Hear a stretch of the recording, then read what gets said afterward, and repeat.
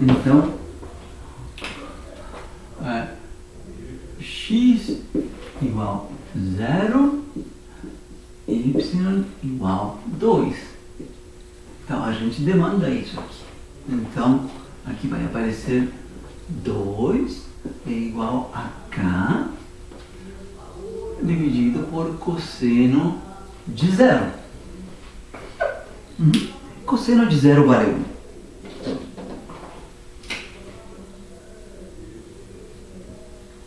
Portanto, o valor de k é 2.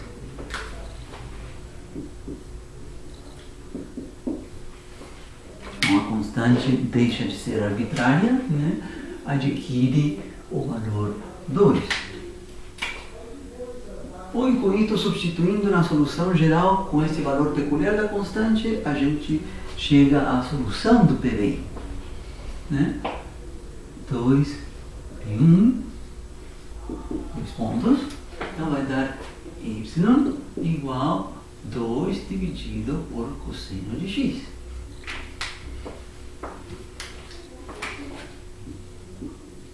Então, 3.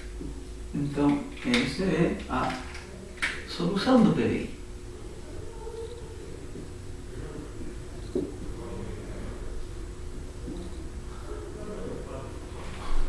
Solução do PDI. Né? Bom, então,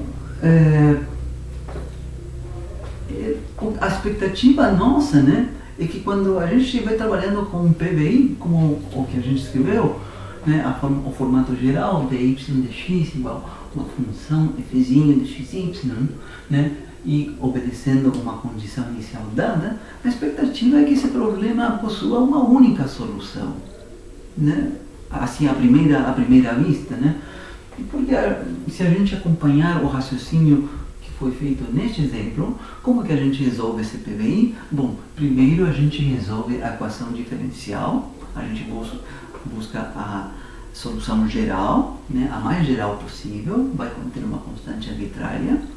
Quando tivermos passado dessa etapa, na segunda etapa a gente vai demandar que seja obedecida essa condição inicial, como a gente fez aqui. E no momento em que a gente faz isso, a constante passa a adquirir um valor específico. Neste caso foi k igual a 2. E com esse valor específico, substituindo na solução geral, vem uma solução particular e acabou. Há uma única solução, o que a gente fez aqui. Então, a nossa expectativa, assim, numa primeira pincelada, numa primeira olhada, né, é que o PBI possua uma única solução, possua a solução que possua uma única solução. Então, vou escrever isso, mas vou fazer uma ressalva depois, tá? Mas assim, numa primeira passada, numa primeira impressão, a gente fica com essa impressão de que, dado um PBI, vai ter uma única solução. Então, tá? É razoável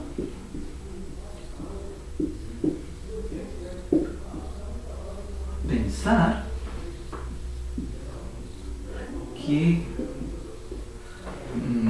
um PBI, né, para uma, neste caso estamos vendo para uma EDO de primeira ordem,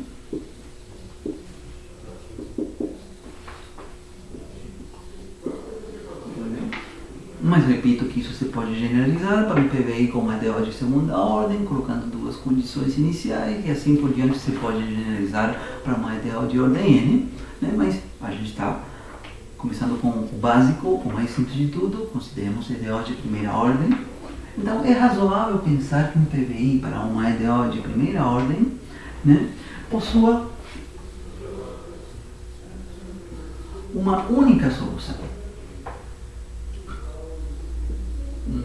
Vou colocar aqui maiúsculo, uma única solução. Né? E o motivo para pensar isso, né, esse raciocínio que a gente fez pelo menos neste exemplo, né? A solução geral da EDO vai conter uma constante arbitrária e essa constante arbitrária vai ser posteriormente determinada, demandando que seja obedecida essa condição inicial. Né? É razoável pensar que um PVI para uma EDO de primeira ordem possua uma única solução, né? Pois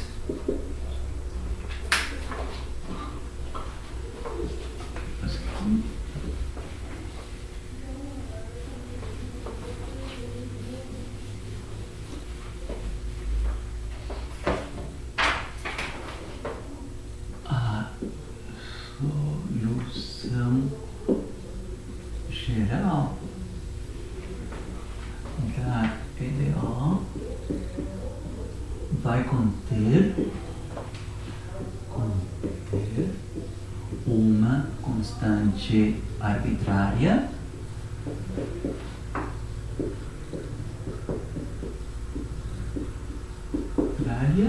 né? E posteriormente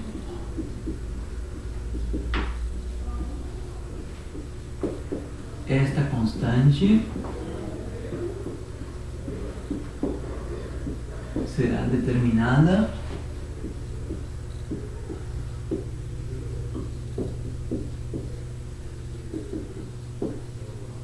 demandando a condição inicial.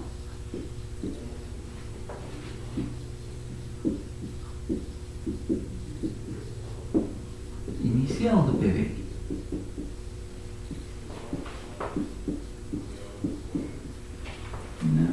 Em linhas gerais, esse é o raciocínio para se pensar que o PVI possua uma única solução.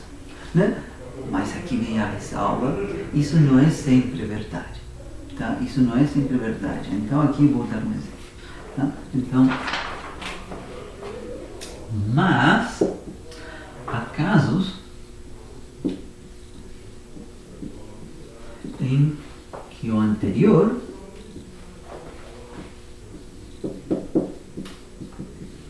não acontece.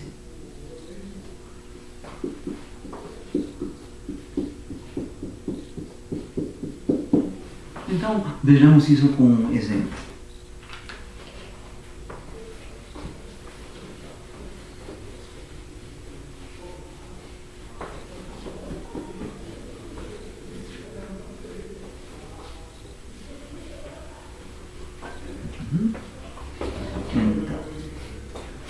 Exemplo.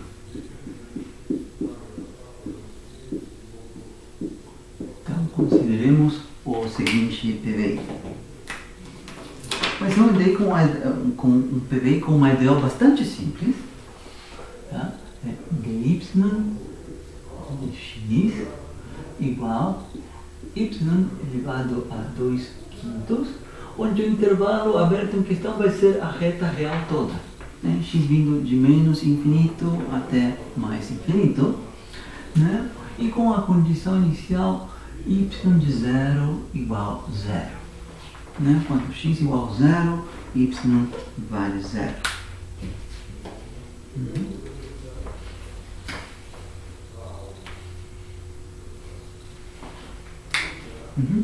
Então,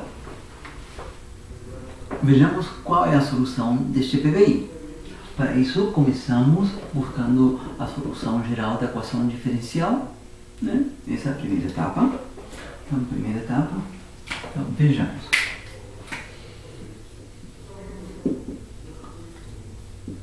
Dois pontos. Primeira parte. Resolução da equação diferencial da EDO. Então, nossa EDO é uma EDO de variáveis separáveis, né? Dá para dividir por y elevado a 2/5 e multiplicar pelo dx, e aí já fica separado. De um lado, do lado esquerdo, o que contém y e dy, e do lado direito vai estar presente somente dx.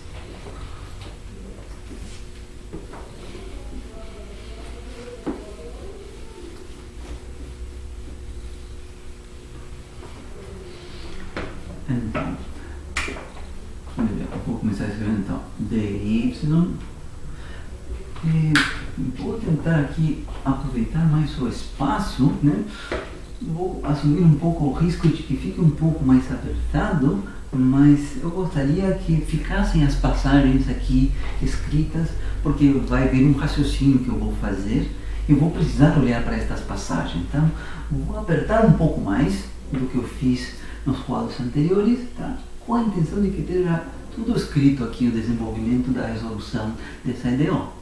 Tá? E aí, eu quero depois olhar de novo para o que eu fiz com maior atenção. Bom, então, tudo começa escrevendo dy dividido por y elevado a 2 quintos igual a dx. Dividi por y elevado a 2 quintos e multipliquei por dx, separei as variáveis. Então, a gente toma uma integral indefinida nessa igualdade, e o que vai aparecer? Né? Vai aparecer do lado esquerdo dy dividido por y elevado a 2 quintos e do lado direito integral de dx. Muito bem, ainda quero aproveitar esta linha de baixo. Então, vou começar com o lado direito, que é o mais fácil, né? Integral de dx é simplesmente x e vou colocar a constante arbitrária do lado direito, como vai ser o costume nesta disciplina e como é o costume nos livros. Né? Eu repito, a constante arbitrária que apareceria do lado esquerdo já automaticamente é subtraída e é absorvida na constante arbitrária do lado direito. Então, vou colocar assim, igual, vou deixar um espaço para o lado esquerdo, um espaço maior, igual, então aqui, x mais a constante arbitrária. E agora, então, temos que calcular essa integral aqui, dy sobre y elevado a 2 quintos. Essa também é uma integral imediata, né? Em cálculo 1, vocês veem este resultado. Se este alfa for diferente de menos 1, a primitiva é u elevado a alfa mais 1 dividido por alfa mais 1. Tá? Mais uma constante arbitrária, não estou colocando aqui a constante arbitrária, mas esta é a primitiva. Né? Se eu derivar esta função u elevado a alfa mais 1 dividido por alfa mais 1, se eu derivar ela com respeito a 1, vai dar u elevado a alfa. Tá? Então esse é o caso em que alfa for diferente de menos 1. Se alfa for menos 1, então fica 1 sobre u de u, e nesse caso é um logaritmo neperiano. Logaritmo neperiano de módulo de u, se alfa for 1. Então, esse é o resultado básico que eu vou utilizar aqui. Neste caso, aqui está 1 dividido por y elevado a 2 quintos. Então, nesse caso, o alfa vale menos 2 quintos. Né? Alfa é igual a menos 2 quintos para este caso daqui. Significa que essa integral vai dar quanto? Vai dar u elevado a menos 2 quintos mais 1, menos 2 quintos mais 1, isso vai dar 3 quintos, dividido tudo isso por 3 quintos. Né? É alfa mais 1, e o que está dividido aqui é o mesmo alfa mais 1, então é o mesmo. Né? Aqui está 3 quintos, aqui também está 3 quintos. E bom, isso, né, aqui vai ser 5 terços, u elevado a 3 quintos. Então isso é o que eu vou colocar aqui, mas em termos da variável y. Seria 5 terços, y elevado a 3 quintos. E eu repito, não coloquei a constante arbitrária porque já vai ser praxe nossa que só se coloca do lado direito. Muito bem, então tem só umas passagens, umas poucas passagens a mais para finalmente termos uma expressão para y, né? Seguinte passagem é multiplicar por 3 quintos nos dois lados dessa igualdade. Então, vem y elevado a 3 quintos é igual a 3 quintos multiplica x mais c. Aqui.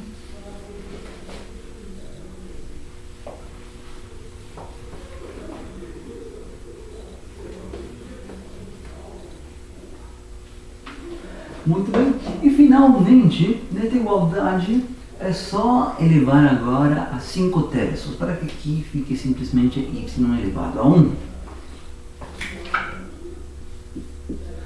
Y elevado a 1 seria 3 quintos x mais c elevado a 5 terços. É isso.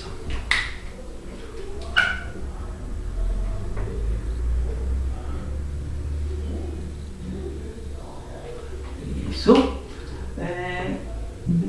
Eu não sei se tem alguma numeração. Esse é o problema de valor inicial. Eu acredito. Agora eu não estou lembrado se eu coloquei número nas equações ou não. Tá? Eu acredito que usei 1, 2 e 3. Tá? E que então teria que ser 4. Bom, mas então o que encontrei aqui é a solução geral dessa equação diferencial, né? Solução geral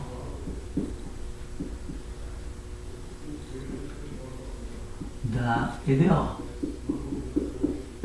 desta EDO. Então, até aí está tudo batendo com o procedimento que a gente tem em mente. Primeira etapa, encontrar a solução geral da EDO, etapa 1.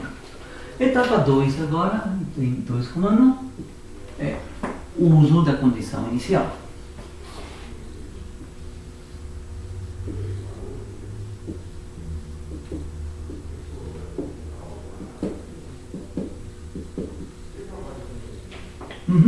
Então, colocamos x igual a 0, y igual a 0.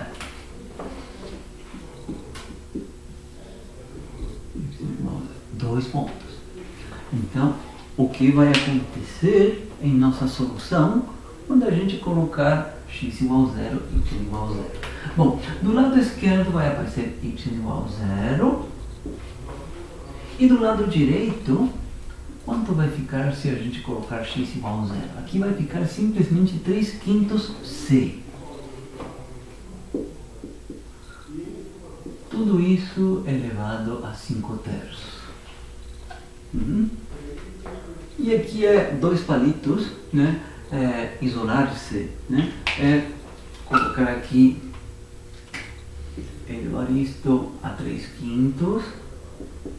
Então, o 0 elevado a 3 quintos vai ser 0. Do lado direito vai sobreviver 3 quintos vezes c. E daqui, se multiplicar por 5 terços, vai ver que o valor da constante c vale 0.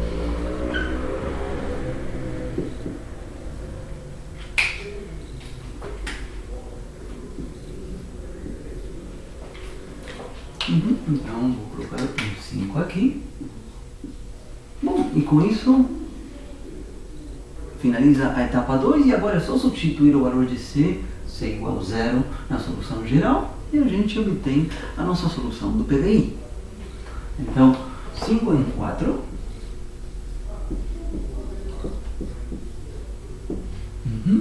Nos conduz a que y, c vale 0, então vai ficar assim, 3 quintos vezes x, tudo isso elevado a 5 terços. Essa é a nossa solução do PDI. Né? 6.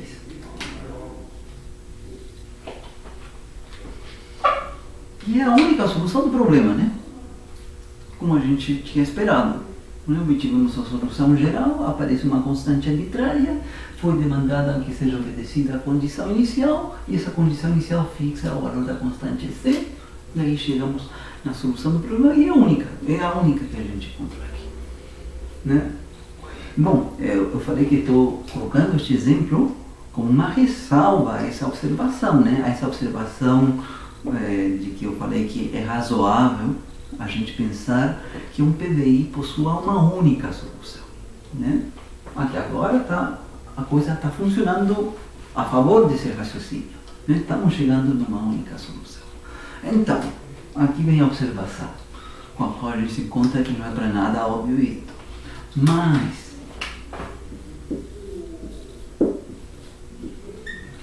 e aqui eu vou fazer uma afirmação que não vai ser difícil de ser confirmada, vai ser bastante fácil de ser confirmada, né? A afirmação é a seguinte: a afirmação é que a função constante y igual 0 para todo o valor de x na reta real, para todo o valor de x na reta real, y igual 0, a afirmação é que essa também é uma solução deste PVI. Y igual 0, né? Vamos digitar na reta real.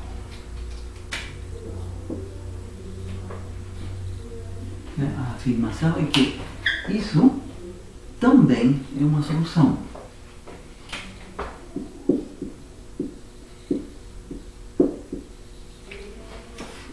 É solução do PVI.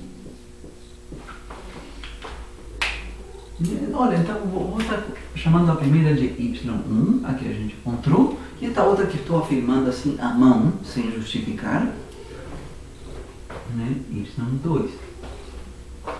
Né? Então, é claro, né? É uma afirmação muito forte, porque esta função, a função nula, é totalmente diferente desta outra. 3/5 de x, tudo isso elevado a 5/3.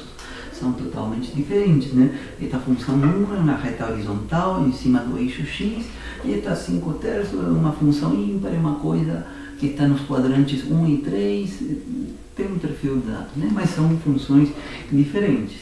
Bom, o que a gente tem que fazer aqui? Bom, confirmar que é verdade a afirmação que eu acabei de fazer, que a função constante nula é uma solução também do PVI, né? Que contas a gente teria que fazer? Não é muito complicado, não, né? Aqui está sendo afirmado que y2 vale 0. Então, do lado direito, eu substituo y igual 0 e aqui vai ficar 0. Né? O lado direito vai ficar 0. O que mais eu teria que confirmar? Para esta solução proposta, y2 igual 0, eu teria que calcular a derivada desta função. Esta é uma função que é constante e vale 0. É constante e vale 0. A derivada de uma função que é constante dá 0 em todos os pontos, né? Porque a função é constante. A tangente é sempre 0. O coeficiente angular da reta tangente sempre vale 0.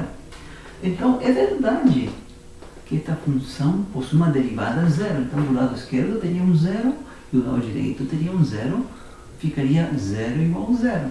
Então, é fácil, é imediato confirmar que esta função proposta aqui, a função nula, em todos os pontos, também é uma solução do PVI. Fica 0 igual a 0, e além disso, é claro, satisfaz a condição inicial. Não somente em x igual a 0 e y igual a 0, mas em todos os pontos, mas também satisfaz. Então, não é difícil confirmar que esta outra função, né, também é uma solução do PVI. Isto é verdade, né? Então, isto já está começando a ir contra essa suposta conclusão que a gente tinha tirado. A conclusão que a gente tinha tirado era que nosso PVI possuía uma única solução. Aqui estou vendo um exemplo onde há duas. Não sei se vai ter três, mas pelo menos duas. Né? Na verdade, você pode generalizar um pouco depois, não quero entrar neste momento nesse detalhe, mas aqui estou vendo que há duas. São diferentes. As duas obedecem tudo. A equação diferencial no domínio dado, que é a reta dos reais, e a condição inicial. Então, claro, vem a nossa dúvida.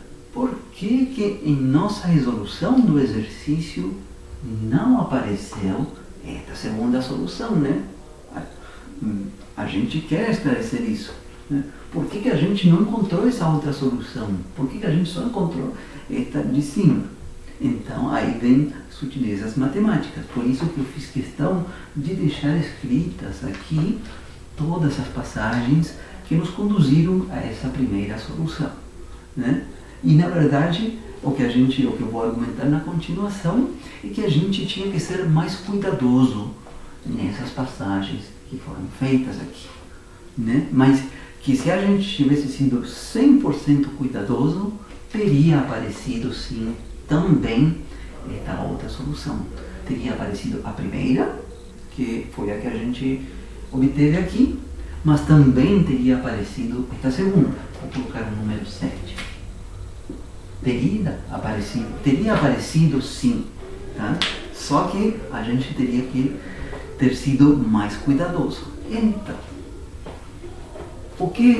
onde foi que a gente perdeu? Em que momento a gente, digamos, fez alguma operação que a gente jogou fora, que a gente descartou esta possibilidade, né? y2 igual a 0. Onde foi que foi feito?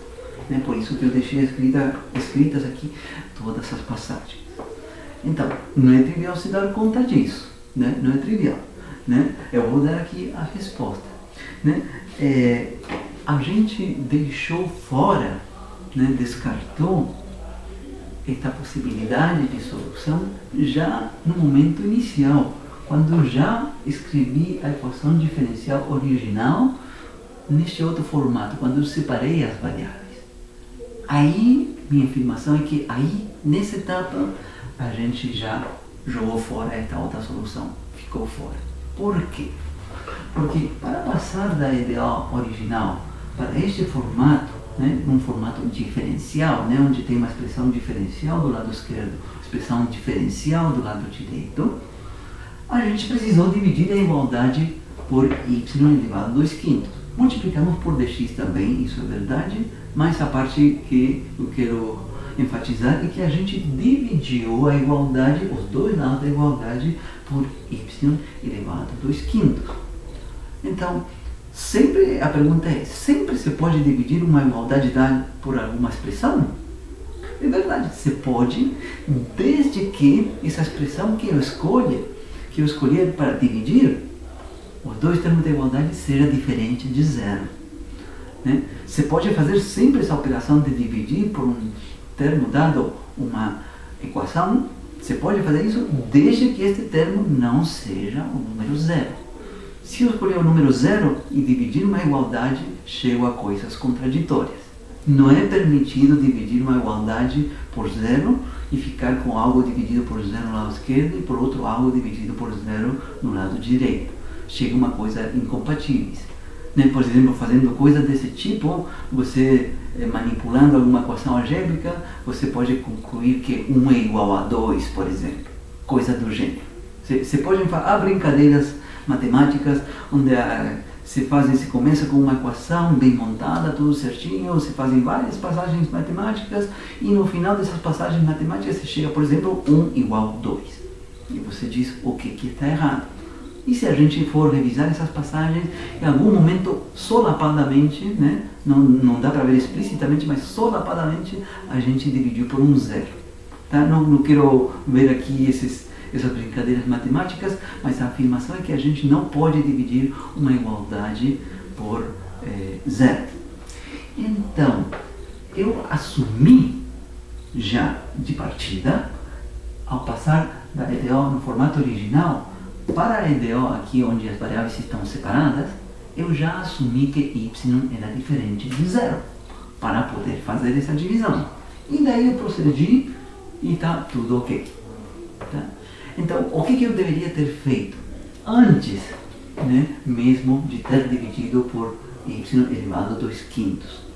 Né? Eu deveria ter me feito a pergunta, olha, se eu vou dividir por y elevado a 2 quintos, a igualdade, eu deveria ter me feito a pergunta, será que o caso y igual a 0, que é esta solução, tinha que me fazer a pergunta y igual a 0, será que é uma solução possível desta equação diferencial? Eu teria que me fazer essa pergunta, por que motivo? Porque eu dividi por y elevado a 2 quintos. Né? Se y vale 0, y elevado a 2 quintos também vale 0. Então, quando eu dividir por y elevado a 2 quintos, estaria dividindo por 0. Então, eu tinha que me fazer o questionamento antes de ter dividido por y elevado a 2 quintos. Olha, quando esta expressão que está do lado direito for exatamente igual a 0, será que eu não tenho aí uma solução da equação diferencial? Nesse caso, a solução seria y igual a 0 na reta real toda. Bom, e o que a gente viu aqui é que efetivamente tinha uma solução da equação diferencial nesse caso. E esse caso, então, foi deixado de lado, foi ignorado totalmente no momento em que reescrevi essa equação diferencial com este formato aqui. Variáveis separáveis, e eu já dividi por y elevado a 2 quintos. No momento que eu já dividi por y elevado a 2 quintos, significa, olha, estou deixando de lado a possibilidade que y seja a função nula. Estou deixando de lado porque, para poder dividir, eu tenho que assumir que y elevado a 2 quintos é diferente de 0. E foi nesse momento que a gente perdeu esta possibilidade. Né? Então, o que a gente teria tido que fazer é, ao partir aqui e pretender dividir por y elevado a 2 quintos, nesse momento, na hora antes de dividir, a gente deveria ter feito o questionamento. Olha, se o lado direito for exatamente igual a 0, antes de dividir por ele, será que daí vai vir uma solução do PDI como um todo? Então a gente teria que abrir um parêntese, fazer um rascunho, fazer umas continhas. Nem sempre, há outras vezes, quando a gente faz a divisão, digamos, e não se perde essa solução, não dá que isso seja uma solução. Não é sempre. Aí depende de cada EDO. Não é sempre que acontece esta sutileza. Né? Neste exemplo aconteceu, que a gente perdeu essa solução. Mas então, recapitulando, se eu tivesse sido 100% meticuloso na resolução desta EDO, eu deveria ter examinado inicialmente essa possibilidade de que y igual a 0 ser uma solução da EDO. E como? Bom, teria tido que ver essa solução. Obedece à condição inicial? Sim, né? Y vale 0 sempre, em particular quando x igual a 0, ela vai valer 0, obedece isso, e ver se obedece à equação diferencial. Né? Y igual a 0 do lado direito dá 0 e a derivada da função constante dá 0 também, e fica aqui a verdade. Isso é o que eu teria tido que fazer.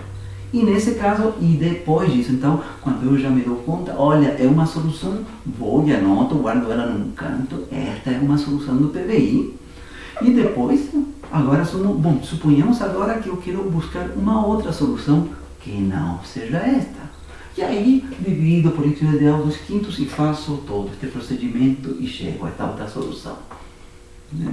É dessa forma que eu deveria ter procedido nesse problema, e aí teria encontrado as duas soluções.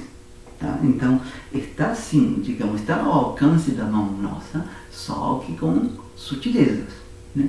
Isto não acontece a toda hora, tá? Isto é que aparece.